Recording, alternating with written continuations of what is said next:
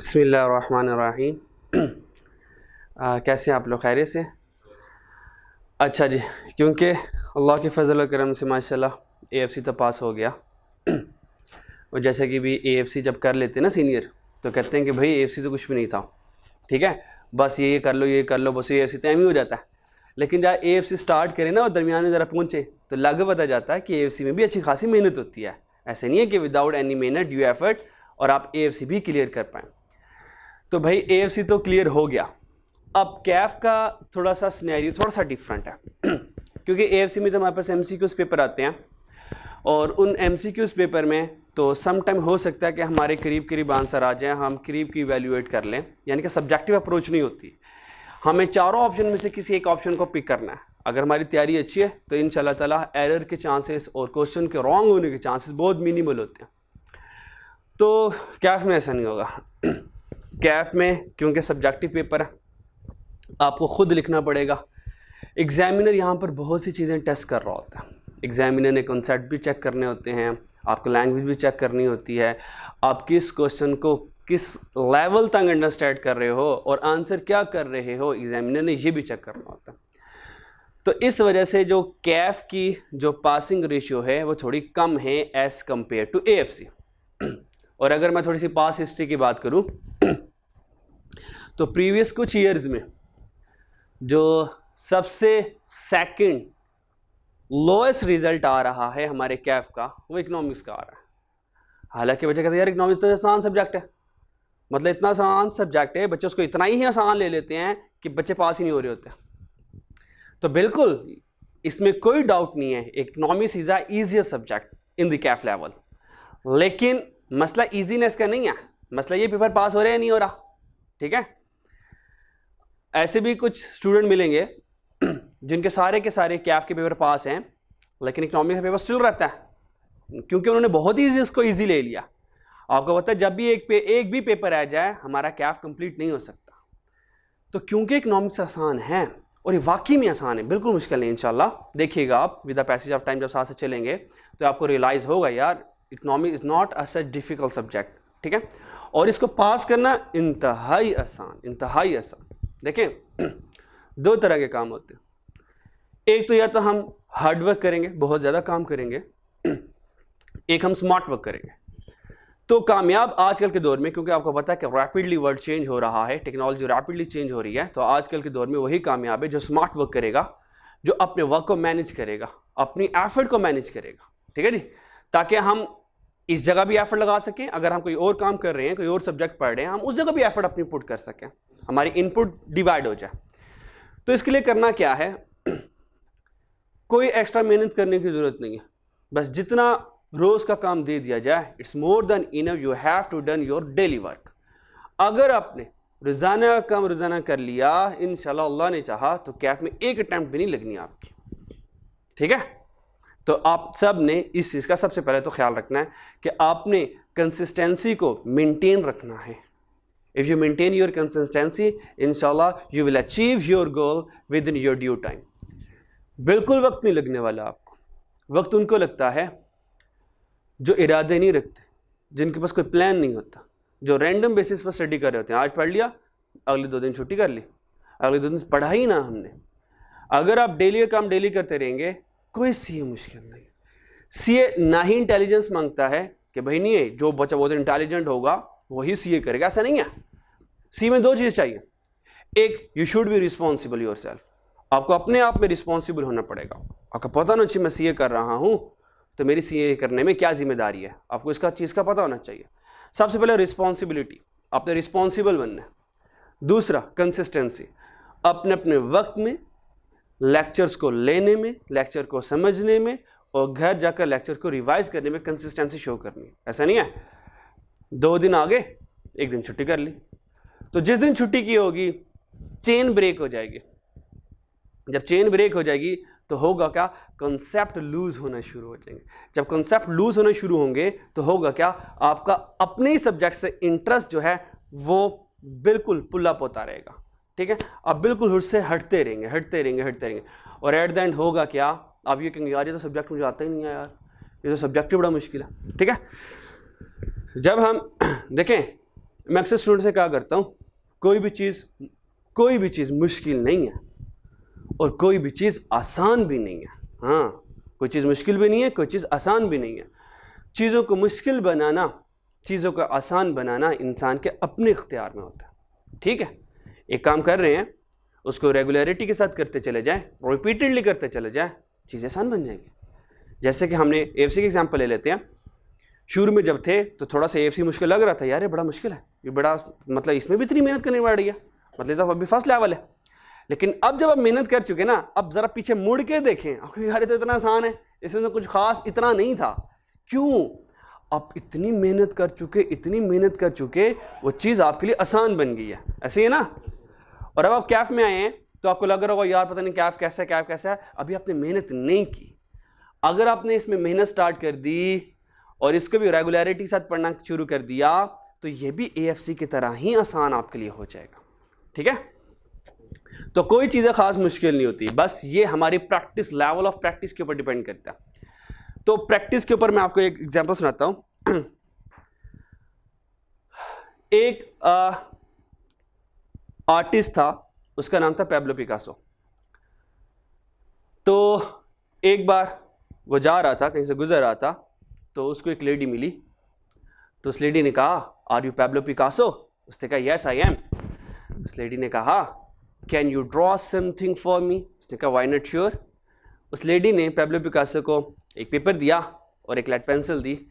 Pablo Picasso ने क्या किया, 30 सेकंड के अंदर एक स्केच ड्रॉ करके दिया। और पैब्लो पिकासो ने कहा, लेडी स्केच ले लें, इट्स वर्थ रुपीस। आजकल के दौर में अगर मैं पाकिस्तानी रुपये में कन्वर्ट करूं 50 लाख। लेडीज आर शॉक्ड, ये कैसे मुमकिन है? मतलब एक जल्दी से स्केच बनाया और कह रहा है 50 लाख का। उसने कहा, जाएं इसको बाजार ले जाएं, ये आपको 50 लाख रुपीस मिलेंगे। वो लेडी लेकर गई स्केच को बाजार। उसने कहा शॉप वाले को कि इट्स पैब्लो पिकासो पेंटिंग। उसने कहा, हाँ ये तो बिल्कुल उसकी है। उसने कहा, कितने की होगी? उसने कहा, हाँ इस पेंटिंग के लिए, इस स्केच के लिए हम आपको 50 लाख रुपीस भी दे सकते हैं। उस लेडी ने कहा, यार अजीब बंदा है, ढूंढो इसको जरा। अब वो लेडी चलेगी जनाब से उस बंदे को ढूंढने के लिए। तो ट्रेस हुआ, उसके घर गई। उस लेडी ने कहा, can you teach me how to draw a sketch in 30 second just rupees 50 lakh? Pablo Picasso ने कहा, ये जो 30 सेकंड का स्केच मैंने बनाया है, जिसकी कीमत 50 लाख रुपए है, इस तक पहुंचने के लिए मैंने 30 साल मेहनत की है।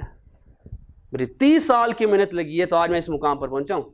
और हमारा क्या होता है, एक क्वेश्चन सॉल्व किया, नहीं हुआ, फिर क्वेश्चन सॉल्व किया, नहीं हुआ, तीसरी बार कहते हैं, ए लई किताब, ये तो क्वेश्चन हमसे होने ही नहीं है। तीसरी बात इंशाल्लाह कंक्लूजन जज की तरह देकर उठते हैं, भाई नहीं अब नहीं क्वेश्चन मेरे से होता। दिमाग कहता है, अच्छा, दिमाग कहता है, यार मैं तो पहले कह रहा तेरे से नहीं होना, चल आज हम सोते हैं, आज हम गेम खेलते हैं, क्या करना है पढ़ाई में करके, पढ़ के क्या करना है? तो अक्सर मैं अपने स्टूडेंट को क्या करता हूँ, दिमाग बहुत एक मासूम बच्चे की तरह, इसको जो कहोगे ना, ये मजाक नहीं समझता, कहता भाई मैं सीरियस हूँ, तू मजाक करता रहा। ठीक है, जैसे कि हमने पढ़ लिया, कॉलेज में आए, पढ़ लिया, लेक्चर ले लिए, और अब लेक्चर के दौरान में ना हम दिमाग में प्लान बना रहे हैं। हम कहते हैं यार ना घर जाएंगे ना तो हमने सबसे पहले ना क्रिकेट खेलनी है, सबसे पहले ना मोबाइल में ये वाली गेम खेलनी है, उसके बाद हमने दोस्तों से मिलना है। तो एग्जैक्टली दिमाग यही करने वाला है, जो आप उसको डायरेक्शन दोगे, दिमाग ने आपको उसकी डायरेक्शन में लेके चलना है। तो जनाब पढ़ाई का कभी आइडिया नहीं दिया हमने दिमाग को, दिमाग पढ़ना भी हमने, दिमाग कहता है अच्छा यार तू ये वाला काम मुझे ना कहा कर, हम बहुत अच्छे हैं। ठीक है, अच्छा वो तूने मुझे पढ़ने का नहीं कहा, मैं भी कह रहा था कि क्या करना है पढ़कर। तो दिमाग को बताएं, अपने माइंड को बताएं, साइकोलॉजिकल इफेक्ट्स होते हैं इसके, ये साइकोलॉजिकल वेव्स होती हैं। क्योंकि मैं इसलिए बातें कर रहा हूं और ये आपको बातें अभी बताना जरूरी है, क्योंकि अभी आप सही वाली स्टेज पर, पहला कदम है आपका। अगर अभी से आपकी डायरेक्शन सही हो गई, अगर अभी से आप सीरियस हो गए, इंशाल्लाह अल्लाह ने चाहा बहुत जल्दी मंजिल पार कर लेंगे। भाई AFC तो हो ही जाता है, ठीक है जी। AFC के लिए ना आई के अपने इतने बड़े बड़े दरवाजे रखे हुए हैं, आ ही जाओ सारे तो पास करी जाओ। ठीक है, कैफ में आके ना उसके दरवाजे छोटे हो जाते हैं। ठीक है, तो उन छोटे दरवाज़ों से गुजरने के लिए ना हमें बहुत एफर्ट करनी है। तो ये एफर्ट जो है ये रिस्पॉन्सिबिलिटी के साथ आएगी। और सबसे बात, अपने प्लान, अपने शेड्यूल को सेट करना आपने, सबसे ज़रूरी बात है। जिसने प्लान सेट कर लिया, जिसने शेड्यूल सेट कर लिया, उसने सब कुछ अचीव कर लिया। जो रैंडम मैसेज पे चलेगा ना, 2 दिन तो जज्बात में आके पढ़ लेगा, तीसरे दिन इंशाल्लाह कहेगा यार दोस्त आ गए या गेस्ट आ गए, मुझे बाहर जाना पड़ गया, मैं थोड़ा सा बीमार हो गया, नज़र ज़ुकाम हो गया, वो इस तरह के लेम एक्सक्यूजेस करता रहेगा और अपने गोल से पीछे हटता रहेगा। लेकिन जिसको पता है यार मैंने कंसिस्टेंट रहना है, उसके लिए काम करना आसान हो जाता। जिस शख्स को 5 वक्त की नमाज़ पढ़ने की अल्लाह तौफीक देते हैं और उसकी आदत बन जाती है, अब उसके लिए फजर में उठना कोई मुश्किल काम नहीं होता। ठीक है, अलार्म लगे या ना लगे, अलार्म बजे या ना बजे, उसकी आँख खुल जाती है। ठीक है जी। तो एक दफ़ा एक अल्लाह वाला का जिक्र है कि एक मरतबा फजर के लिए उठे तो बारिश से कीचड़ हुआ हुआ था, तो जब वो फजर की नमाज़ के लिए जा रहे थे तो अंधेरा था उस वक्त में, तो वो ठोकर लगी, कीचड़ में गिर गए, अब कपड़े गंदे हो गए, अब वो दोबारा गए। उन्होंने कहा ठीक है यार मैं चेंज करके आता हूँ, तो दोबारा गए, चेंज करके आए। तो जब दोबारा जाने लगे, अंधेरा था, फिर ठोकर खाकर दोबारा गिर गए कि यार मैं क्या करूँ, दोबारा गए, दोबारा चेंज करके आए। जब दोबारा चेंज करके बाहर है ना, तो देखा एक शख्स जो है वो दिया रोशनी लेकर खड़ा हुआ, तो उसने कहा कि हज़रत आए आपको मैं रास्ता दिखा दूँ, मस्जिद जाना? उसने कहा हाँ हाँ। तो वो ना रोशनी लेकर चलता गया, वो अल्लाह वाले जो थे नेक बंदे, वो उसके पीछे चलते रहे। तो इस तरह उनको मस्जिद तक ले गया। वो नमाज़ पढ़कर, वो जो बुज़ुर्ग थे वो नमाज़ पढ़ने चले गए और नमाज़ पढ़ कर वापस आए, बंदा वहीं खड़ा हुआ था। उसे पूछा भाई तू कौन बंदा है, तू कौन है? उसने कहा मैं शैतान हूँ। ठीक है, अल्लाह ताला को मुझे माफ़ फरमाए। उसने कहा मैं शैतान हूँ। तो जब आप पहली बार ठोकर खा के गिरे ना, मुझे पक्का था वापसी आपने कोई नहीं जाना नमाज़ पढ़ने। ठीक है, आपने कहा यार अब क्या कपड़े गंदे हो गए, मैं क्या चेंज करके जाऊँ, लेकिन आपने हिम्मत की और दोबारा नमाज के लिए आपने इरादा किया, आपने, अल्लाह ने आपके सारे गुनाहों को माफ़ फरमा दिया। जब दूसरी बार गिरे ना आप और आपने फिर इरादा किया यार नहीं मैं चेंज करके दोबारा नमाज के लिए जाऊँगा, तो अल्लाह ने आपके सारे ख़ानदान वालों के गुनाह माफ़ फरमा दिया। मुझे डर था कि तीसरी बार अगर गिर गए ऐसा ना हो अल्लाह पूरी कायनात की गुनाह माफ़ फरमा दे। मैंने कहा भैया आप नमाज़ पढ़ लो, आपके ये जराएंगे, बाकी को मैंने बड़ी मेहनत की हुई है उनके ऊपर मैंने। ठीक है जी। तो भाई इसकी ना थोड़ी सी कोशिश करनी है, अपने आप को प्लान करना, अपने आप को मैनेज, अगर मैनेज कर लिया कोई सी ये मुश्किल नहीं होने वाला। बस हमें लगी है तो प्लान श्लान कर लेंगे ना, पक्की वाली बात है। एक छुट्टियाँ नहीं करनी, दूसरा टेस्ट रेगुलर दे दें। अगर आप यकीन करें टेस्ट में, अगर टेस्ट रेगुलर दे दें, क्लासेस सारी अटेंड कर लें, यकीन करें कोई भी आपको इंशाल्लाह फेल नहीं कर सकता इस सब्जेक्ट में, ज़रा बराबर नहीं फेल कर सकता। कोशिश करेंगे ना? ठीक है, चले थोड़ा सा मैं आपको ना सब्जेक्ट का इंट्रोडक्शन दे दूँ। ठीक है, उसके बाद अगर वक्त बच गया तो इंशाल्लाह इकनॉमिक्स का थोड़ा सा आपको इकनॉमिक्स की थोड़ी सी हिस्ट्री बयान कर दूंगा। वो हिस्ट्री सिर्फ आपके अंडरस्टैंडिंग के लिए होगी। ठीक है, नॉट फॉर लर्निंग पर्पस, उसको याद नहीं करना आपने, ना एग्जामिनर ने कभी पूछना है, सिर्फ एक सब्जेक्ट की हाउनों के लिए। ठीक है जी, तो चलते हैं सबसे पहले सब्जेक्ट की तरफ। आपको पता है हमारे सब्जेक्ट का नाम है introduction to economics and finance.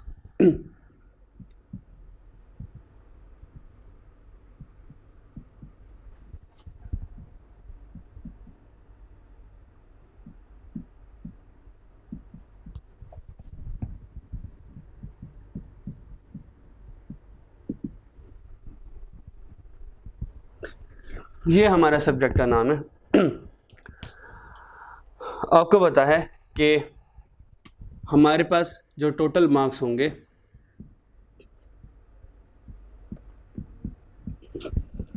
वो हमारे पास 100 होंगे जो हमें पास करें, और इसमें से हमें सिर्फ 50 मार्क्स हासिल करने होंगे पेपर को पास करने के लिए। इन 100 मार्क्स में से आई कैप 3 हिस्सों में डिवाइड करता है इनको। नॉर्मली 2 हिस्से होते हैं, 2 पार्ट होते हैं, 2 पार्ट्स होते हैं, पार्ट 1 और पार्ट 2, 2 तरह के इसमें पार्ट होते हैं। टोटल हमने जो पेपर सॉल्व करना है 100 का होगा। ठीक, इस 100 में अगर मैं चैप्टर वाइज एलोकेट करूं मार्क्स को, तो किस तरह से एलोकेशन होगी चैप्टर वाइज, वो कुछ ये होगी। अगर हम चैप्टर 1 से चैप्टर नंबर 1 से, चैप्टर नंबर से 1 की बात करूँगा, मैं स्पेसिफिक चैप्टर नंबर 1। अगर मैं चैप्टर नंबर 1 की बात करूँ तो यहाँ से तकरीबन सिर्फ एक चैप्टर में से 8 से 10 नंबर का क्वेश्चन आता है। ऑन एवरेज लगा लें तो मान लें फिलहाल रफ 10 मार्क्स का सिर्फ चैप्टर 1 में से क्वेश्चन आते हैं लाजमी।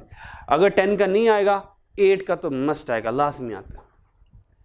उसके ये जो चैप्टर 1 है ना, ये हमारी इकोनॉमिक्स का इंट्रोडक्शन है, ये इंट्रोडक्शन फेज है, इंट्रोडक्टरी फेज है, ये हमारा इंट्रोडक्शन है। ये हमारा क्या है, इंट्रोडक्शन। अच्छा जी, उसके बाद हमारे पास चैप्टर नंबर 2 से लेके 5 तक, चैप्टर नंबर 2 से लेके 5 तक ये कितने चैप्टर लगते हैं, 2, 3, 4, 5, 4 चैप्टर बनते हैं। इन 4 चैप्टर में से आई कैप जो एवरेज क्वेश्चन पूछता है वह हमसे 25 to 35 मार्क्स के इन बिटवीन पूछता, 25 से लेके 35 तक मार्क्स के क्वेश्चन पूछता है। हम एवरेज लगा लेते हैं, हमने कहा मान लिया यहाँ से 30 मार्क्स का उसने क्वेश्चन पूछ लिया। ये जो चैप्टर 2 और 5 है ना, ये हमारे सब्जेक्ट का माइक्रो इकोनॉमिक्स पोर्शन है। कौन सा पोर्शन है, हाँ माइक्रो इकोनॉमिक्स।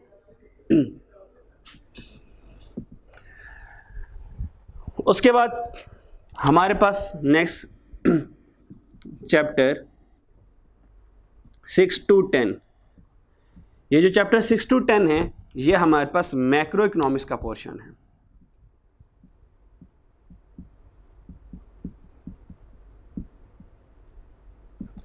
मैक्रो इकोनॉमिक्स का पोर्शन, और ऑन एवरेज एग्जामिनर यहाँ से भी 25 से 35 तक के मार्क्स पूछेगा। ऑन एवरेज कर लेते हैं 30, यानी कि 30 नंबर एग्जामिनर इन चैप्टर से हमसे पूछने वाला है। And the last chapter number 11 to 15 examiner बिल्कुल ऑन एवरेज 25 to 35 मार्क्स पूछेगा। अगर हम एवरेज की एक बात करें तो 30 मार्क्स का पेपर इस पोर्शन में से आएगा। और ये हमारे पास बैंकिंग एंड फाइनेंस का पोर्शन है, ये हमारे पास बैंकिंग एंड फाइनेंस का पोर्शन है। ठीक हो गया, टोटल करते हैं तो ये देखें ये हमारे पास 100 मार्क्स पूरे हो गए, 100 मार्क्स पूरे हो गए। ठीक है, तो इस 100 में से मुझे सिर्फ 50 कलेक्ट करना। फिर आगे हमने क्या किया, उनका बच्चों के लिए पेपर ज़रा आसान कर देते हैं, बच्चों के लिए पेपर आसान कर देते हैं। आई कैप ने क्या किया, इसमें 15 एमसीक्यूज रख दिया। इस 100 में से इस 100 के अब उसने डिवीजन किया, उसने इस 100 में 15 एमसीक्यूज रख दिया। और इन 15 एमसीक्यूज में ऑन एवरेज बात करूं तो 9 से 10 एमसीक्यूज ऐसे होते हैं जो स्ट्रेट फॉरवर्ड सॉल्व करने वाले होते हैं। मतलब 9 एमसीक्यूज तो कोई नहीं गए ना, 9 एमसीक्यूज ऐसे होंगे अब पढ़ते चले जाएंगे without seeing the option. Option पहले आपके माइंड में होगा, यार इसके ऑप्शन ये होनी चाहिए, और वो ऑप्शन जब आप ढूंढेंगे ऑप्शंस में नजर आ रही होगी, इट्स मीन इतने वो बेसिक्स ही होंगे। तो 8-9 एमसीक्यूज तो वैसे ही जर्नल होंगे, अब सिंपल पहुंच जाएंगे। 2-3 एमसीक्यूज अगर थोड़ा रुक कर सोचेंगे, थोड़ा सा दोबारा क्वेश्चन को रिवाइज करेंगे और दोबारा सोचेंगे, हो सकता है कि आपको 1-2 के आंसर और मिल जाए। तकरीबन ऑन एवरेज अगर आप थोड़ी सी एफर्ट करें एमसीक्यूज में तो 10 से 11 एमसीक्यूज आपके बिल्कुल एग्जैक्ट सही हो सकते हैं। हाँ, 2-3 एमसीक्यूज ऐसे होंगे जो आपको लग रहा होगा या तो हमें इसकी क्वेश्चन की समझ नहीं आ रही, या तो ये जो हमें ऑप्शन गिवन कर रहा है इन ऑप्शन की समझ नहीं आ रही। ठीक है, लेकिन फिर भी थोड़ी सी अगर कॉन्सेप्ट अप्लाई करेंगे हो सकता है सही हो जाए। अगर ना भी सही हो, मान लिया, तो हमने कहा यार कम से कम हम 10 तो नंबर यहीं से ले ही सकते हैं ना, कि नहीं ले सकते। जो 10 आसान है हमने कहा मान लें ठीक है 5 गलत हो गए, लेकिन अगर हम थोड़ी सी एफर्ट करेंगे वो भी सही हो सकते हैं, मैं बिल्कुल नहीं कह रहा गलत होंगे, लेकिन अगर हम एक प्रोबेबिलिटी निकालें, एक चांसेस निकालें सही होने के, हमने कहा 15 में से कम ना 10 हम आराम से सही कर सकते हैं। तो ये देखें क्या इन 15 एमसीक्यूज में से जो 10-11 एमसीक्यूज बेसिक से होंगे, क्या 10 नंबर हम ले सकते हैं? क्या 10 एमसीक्यूज तो सही कर सकते हैं ना तैयारी के साथ? हालांकि 15 भी सही हो सकते हैं, ऐसा नहीं 15 नहीं सही होंगे, लेकिन हम मार्जिन रखेंगे एरर का, हो सकता है भाई गलती हो जाए। तो इट्स मीन क्या यहां से आप 10 नंबर हासिल कर सकते हो? ऐसे ही है। और पीछे कितने नंबर रह गए पास होने के लिए? 40 मार्क्स रह गए। अब से गेम रह गई 40 नंबर की। अब 40 नंबर कलेक्ट करते हैं जरा, सही है। आज हमारा क्या हो जाएगा? Paper pass. आज ही पेपर पास हो जाएगा, ठीक है। तो मेरी तरफ से पेपर पास हो जाएगा। अब खुदा के वास्ते अपने पासिंग के पास रहना है ना। मैंने पेपर पास करा दिया, अब आप दूर जाते जा रहे हैं, ठीक है। तो आपने पास ही रहना है। अच्छा जी, तो पीछे अब हमें सिर्फ 40 नंबर रह गया। हमने कहा अच्छा अगर मैं ये सिर्फ चैप्टर 1 तैयार कर लूं, पक्का ऐसा चैप्टर 1 तैयार कर लूं कि एक भी कॉन्सेप्ट उसमें से मेरा मिस ना हो, एक भी चीज उसमें से मैं स्किप ना करूं, पूरा के पूरा बेहतरीन A to Z याद कर लूं, भाई ऑन एवरेज चलो 10 नहीं 8 मार्क्स तो ले ही सकता हूं। देखें याद इकोनॉमिक, अच्छा ये इसमें ऐसा नहीं होगा कि जैसा हमारे लाहौर बोर्ड में होता है, एक क्वेश्चन 10 मार्क का आया, बच्चे ने सारा भी सही किया, टीचर ने कहा नहीं मैक्सिमम 8 ही मिलने हैं, ठीक है, तो जितना मर्जी क्यों ना अच्छा लिख ले। ऐसा नहीं होगा। अगर आपने क्वेश्चन की सारी रिक्वायरमेंट आंसर में पूरी की हैं, एग्जामिनर फुल मार्क्स देगा आपको, 100% मार्क्स देगा। तो हमने कहा ठीक है, चैप्टर 1 में से याद की हुई चीज में से कोई चीज पूछी जाए उसमें गलती के चांसेस नहीं है। तो हमने कहा भाई 8 मार्क्स तो यहां से ले ही सकते हैं, ले सकते हैं ना, 8 मार्क्स यहां से आगे। अच्छा चले आगे चलते हैं। माइक्रो इकोनॉमिक्स, ये हमारी इकोनॉमिक्स का बेसिक सा हिस्सा है, आसान सा हिस्सा है, कोई मुश्किल नहीं। आप ये जब आप पढ़ते चले जाएंगे इंशाल्लाह, देखेंगे साथ साथ मूव करेंगे, ये बहुत आसान पोर्शन, बेसिक कॉन्सेप्ट है सारे। ऑन एवरेज 25 से 35, ऑन एवरेज 30 मार्क्स का क्वेश्चन यहां से आएगा। अगर आपने ये 4 चैप्टर बेहतरीन याद कर लिए, और इन 4 चैप्टर पर मेरी राय ये है आपने एक कॉन्सेप्ट नहीं स्किप करना, नहीं कॉन्सेप्ट स्किप करना, इजाजत ही नहीं है।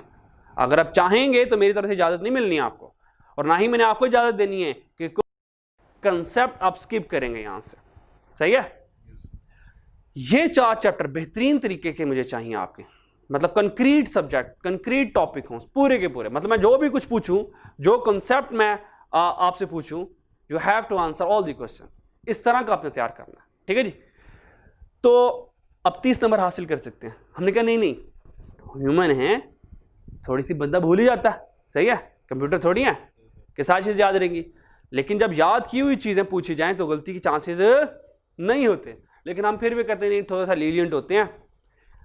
30 में से 25 नंबर तो ले ही सकते हैं, 1-2 गलतियां हो ही सकती हैं, तो हम हाँ ये सारी मैंने ग्रिड लिखी है। हाँ ये इसी पैटर्न पर एग्जामिनर क्वेश्चन सेट करता है, जो पैटर्न मैंने आपसे साथ शेयर किया हुआ है। तो हमने कहा 25 मार्क्स यहां से आ गई। अब ये देखो कितने नंबर चाहिए? 50। हमने यहां 50 नंबर का पेपर किया, और हमने पेपर ही छोड़ के आ जाना, हमें पता 50 पूरे आ जाने हैं, सही है। हमने तो कॉमन भी नहीं चाहिए, ठीक है, नहीं हमने पूरा करके आना है, ठीक है। अच्छा तो देखें 25 प्लस 10 कितने हो गए? 35। 35 प्लस 8 43 नंबर। अल्लाह अकबर। यानी कि अगर आप ये 5 चैप्टर तैयार कर लो, तो तकरीबन आप 43। अच्छा इन 10 एमसीक्यूज में ना कुछ एमसीक्यूज इन वाले चैप्टर्स की भी होंगे, ठीक है।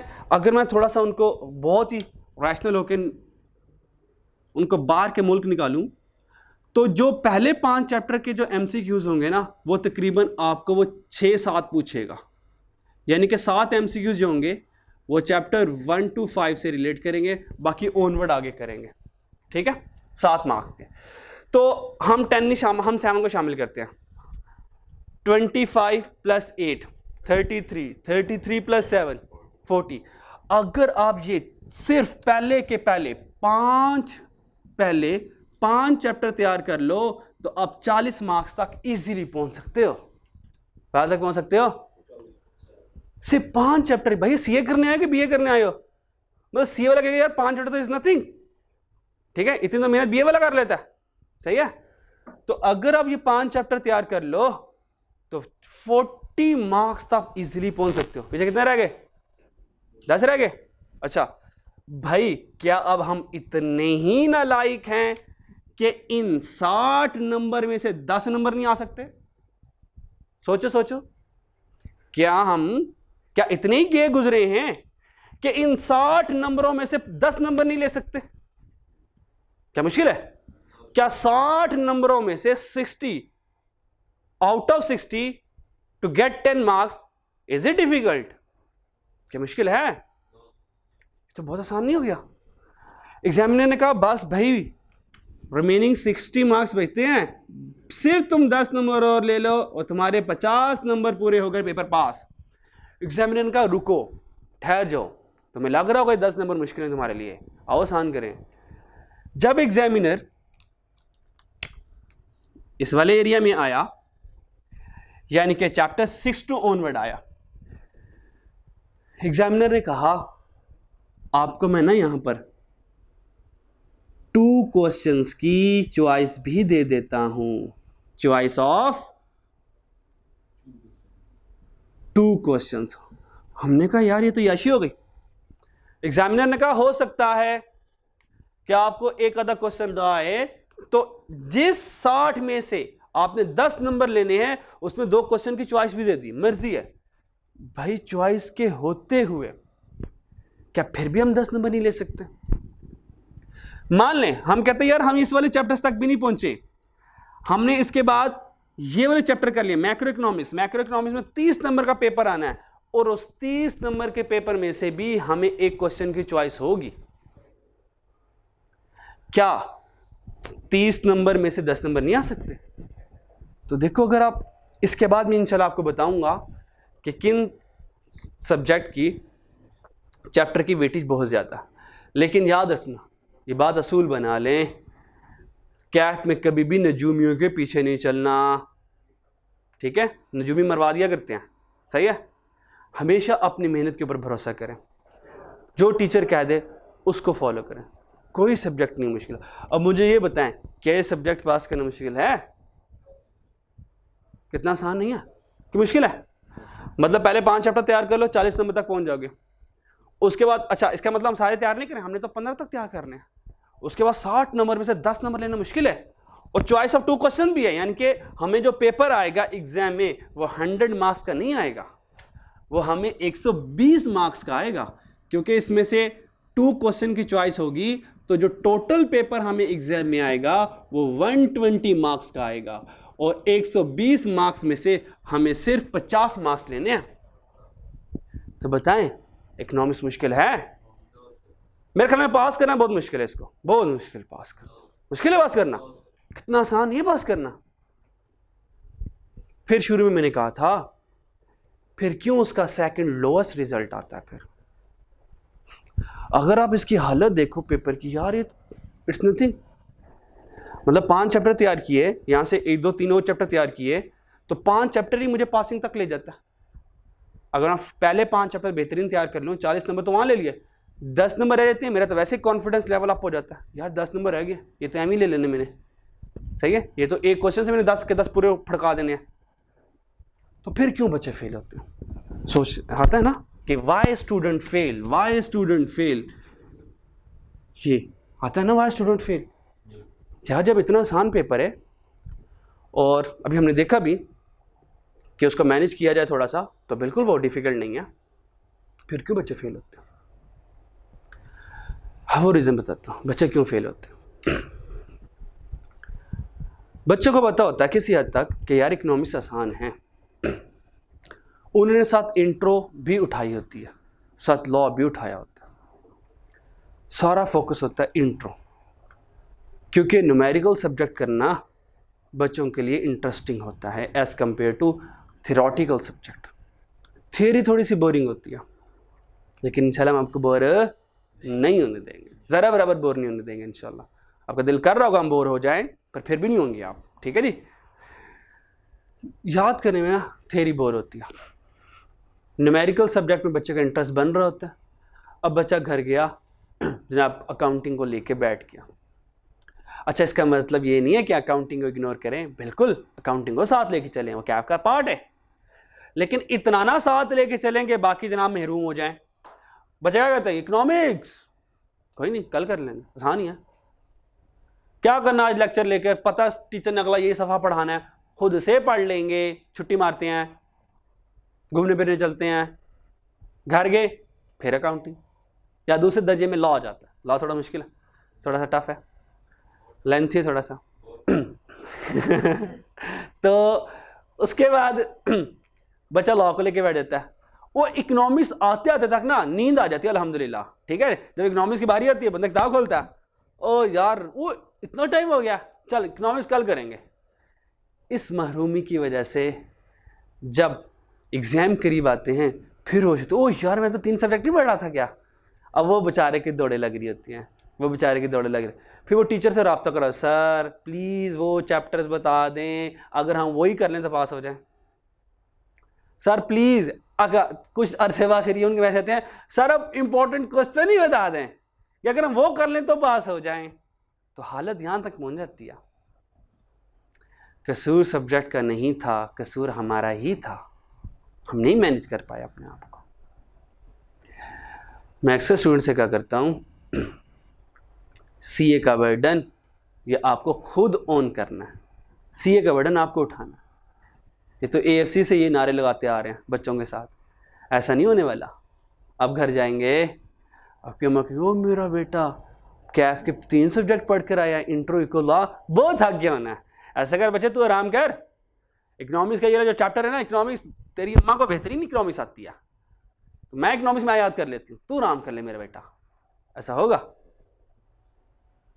कोई बहन भाई हेल्प करेंगे, दोस्त साथ कुलीग वाला, साथ वाला बैठा हमसाया, क्या हमारी मदद करेगा?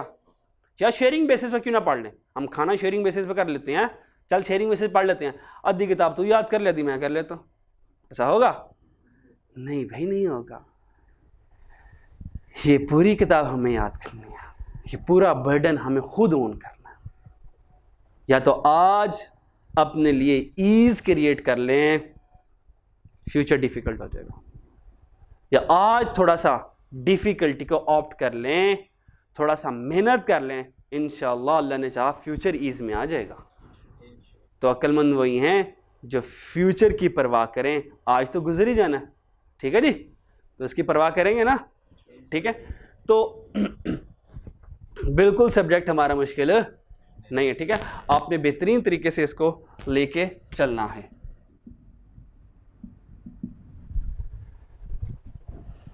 स्टॉप कर दो।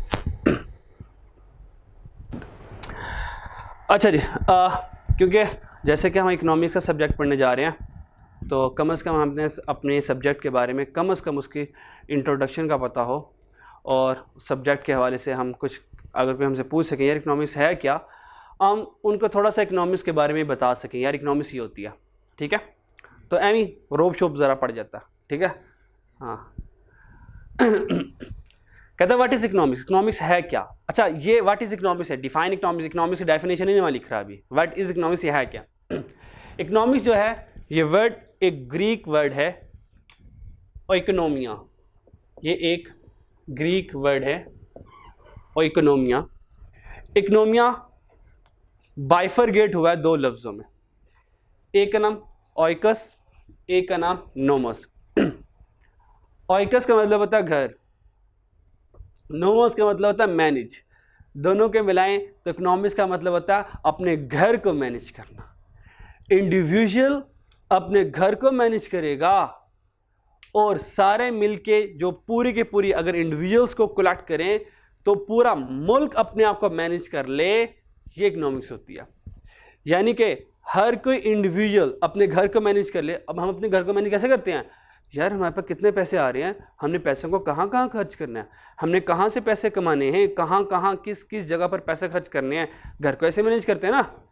इंडिविजुअल अपने घर को मैनेज करेगा और एक हुक्मरान, एक जो सरबराह होगा वो अपने बगैर पूरे मुल्क को मैनेज कर ले, ये इकोनॉमिक्स होती है। तो इसका मतलब क्या, ओइकोनोमिया का, ओइकोनोमस का means to manage household, ये इसका मतलब होता है हाउस होल्ड, अपने घर को अपने आप को मैनेज कर लो।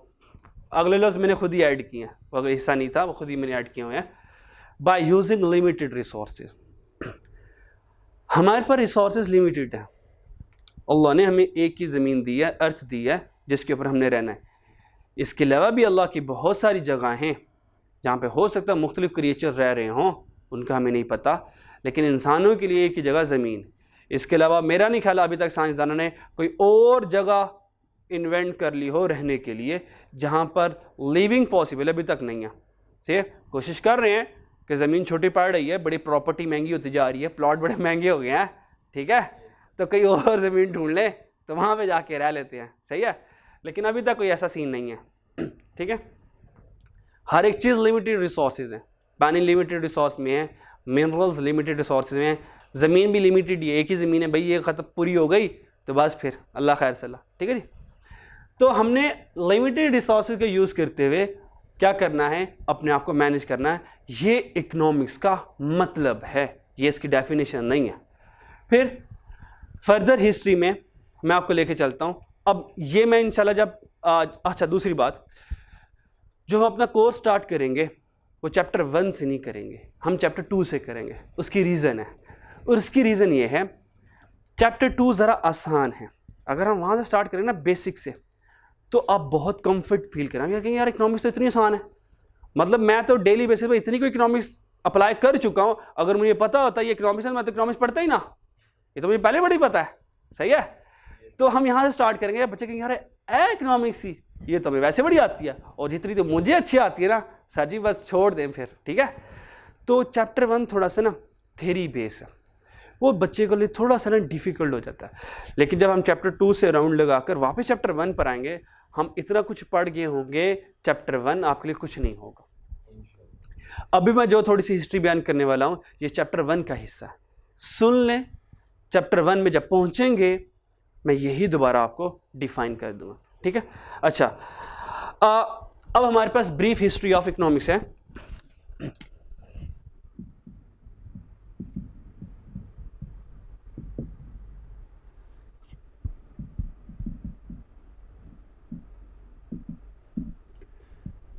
ब्रीफ हिस्ट्री ऑफ इकोनॉमिक्स में जब एक्चुअल इकोनॉमिक्स स्टार्ट हुई, एक बंदा था, उसका नाम था एडम स्मिथ। एडम स्मिथ एक स्कॉटलैंड का रहने वाला था, स्कॉटिश, ये एक फिलोसफर था। क्या था? फिलोसफर। और ये इकोनॉमिस्ट था, पहला इकोनॉमिस्ट था, ठीक। हाँ, एडम स्मिथ ये पहला इकोनॉमिस्ट था। एडम स्मिथ ने ना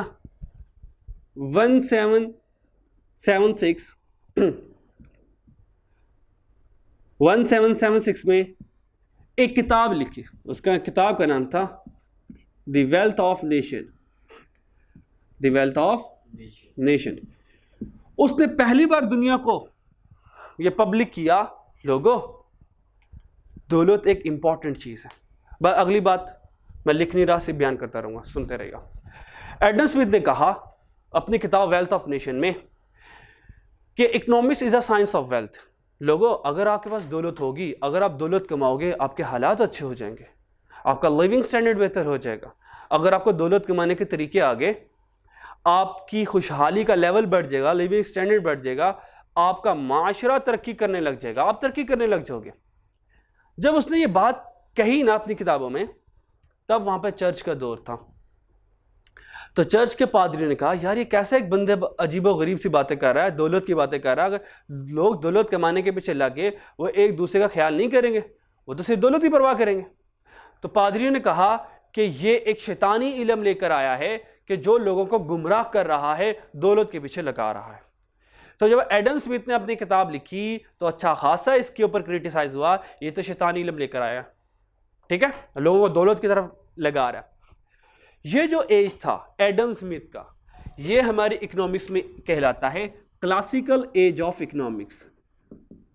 क्लासिकल एज ऑफ इकोनॉमिक्स।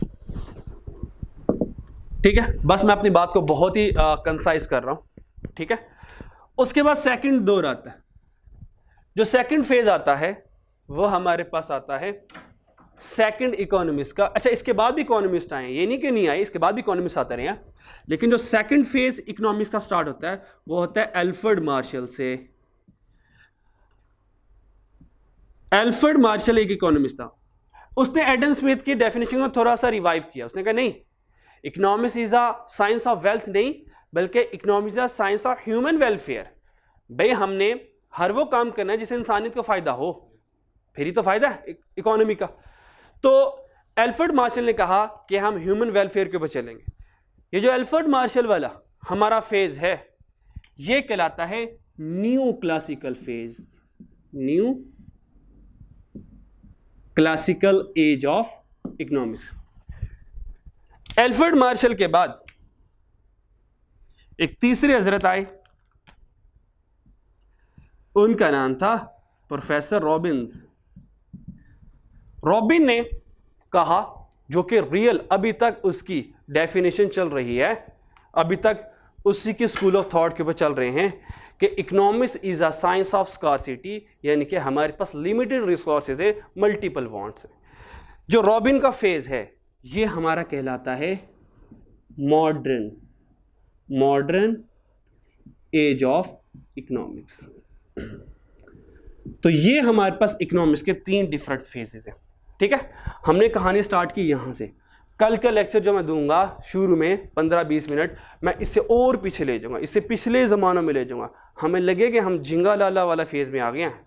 ठीक है, जब झिंगा लाला वाले लोग होते थे ना, अब कल हमने उधर चल जाना ज़रा। ठीक है जी, तो कोशिश करेंगे वहाँ से सही सलामत वापस आ जाएँ। ठीक है, तो आज के लिए इतना काफ़ी है। इंशाल्लाह कल इंशाल्लाह ने चाहा तो मुलाकात होती है। अल्लाह हाफिज़।